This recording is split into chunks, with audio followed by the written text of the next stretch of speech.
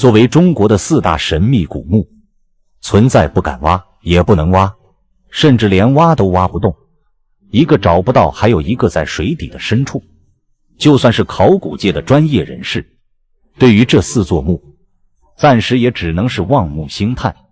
而其中最有名的埋葬就是大名鼎鼎的秦始皇陵。但是对于这个说法，很多人存在相当大的疑问，因为西安的秦始皇兵马俑，不就是秦始皇墓葬吗？那为什么存在不敢挖的说法？首先，兵马俑坑只是整个骊山秦始皇陵里面相当小的一部分。当年秦始皇在去世后，动用了70万囚徒，为自己修建陵墓，并且把整个大秦帝国的宝藏都放置在自己的陵墓里面。根据《史记》的记载，秦始皇帝公用水银模仿天下河流的走势，用人鱼的鱼油做万年长明灯。整个秦始皇陵的入口和地宫，虽然已经在现代的各种工具的帮忙下，有了一个范围和形制，并且在上个世纪的70年代，因为骊山脚下一个农民的挖井，意外地发现了震惊整个世界的兵马俑。但是之前有过挖掘万历皇帝的定陵，导致文物遭到损失的历史教训存在，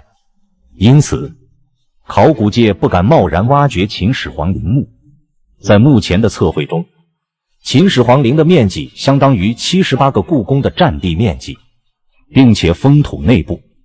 存在极强的汞含量，而这超强的汞含量，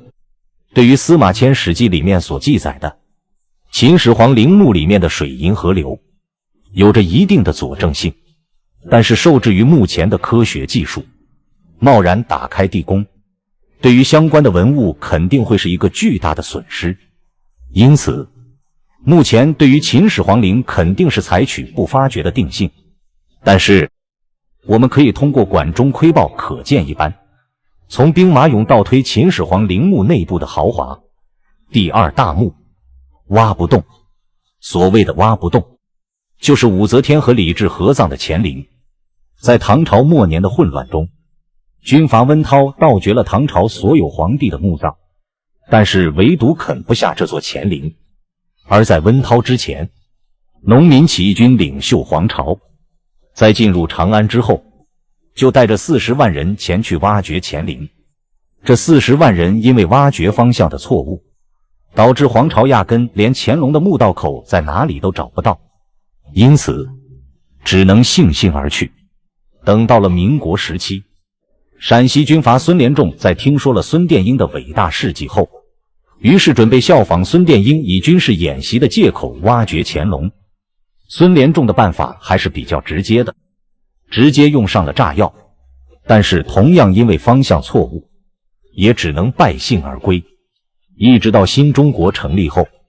因为在乾陵山脚下取石修路，才意外地炸出了乾陵的墓道。这个时候，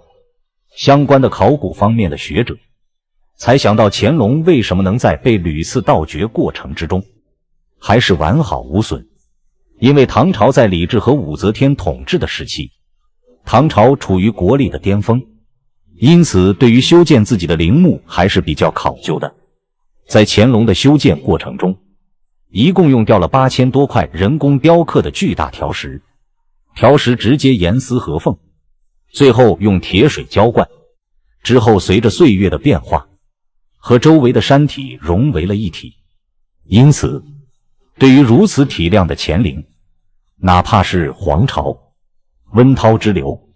也只能望而兴叹。第3个奇墓就是成吉思汗的陵墓。所谓的找不到，当年成吉思汗的蒙古铁骑踏遍了亚欧大陆，被称之为上帝之鞭，并且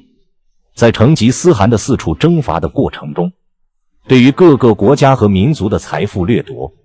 其相关的数量和规模肯定是十分庞大的，并且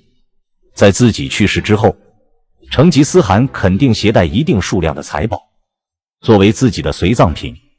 而前面说的陵墓，无论是秦始皇陵还是乾隆，都是目前已经探明未至，甚至是旅游风景区。但是成吉思汗的墓葬位于什么地方，还是一个未解之谜。可能有内蒙古的朋友会说，成吉思汗的墓葬不是就在鄂尔多斯吗？但是实际上，鄂尔多斯的成吉思汗陵墓只是其儿子为成吉思汗修建的一座衣冠冢。根据相关的历史记载，在成吉思汗去世之后，其后人把认为成吉思汗灵魂的附属物，也就是有着象征意义的一撮骆驼毛，放入位于鄂尔多斯的陵墓之中。因此，每年来鄂尔多斯参观或者祭拜的人群，所接触的是成吉思汗的衣冠冢。流传较广的说法是，在成吉思汗去世后，把自己秘密埋葬在草原深处，然后用万马踏平草地，最后拉来一大一小2只骆驼，把小骆驼杀掉，使得老骆驼记得自己子嗣死亡的地点。每年在祭拜的过程中，由那只老骆驼带路，寻找到相关的地点。当然，随着元朝的灭亡，成吉思汗的陵墓位置也成为了谜题。最后一座奇墓就是位于周庄水底的沈万三墓。除了埋葬在泥土里面之外，墓主人沈万三的身份也十分特殊，为明朝的首富。当年朱元璋修建南京的时候，为了讨好朱元璋，沈万三出钱帮助朱元璋修建城墙，但是马屁却拍在马腿上，因为朱元璋讨厌商人阶级，于是沈万三遭到了充军。在云南老死后，沈万三知道自己生前过于高调，并且和皇帝结下了梁子，于是在自己的发家之地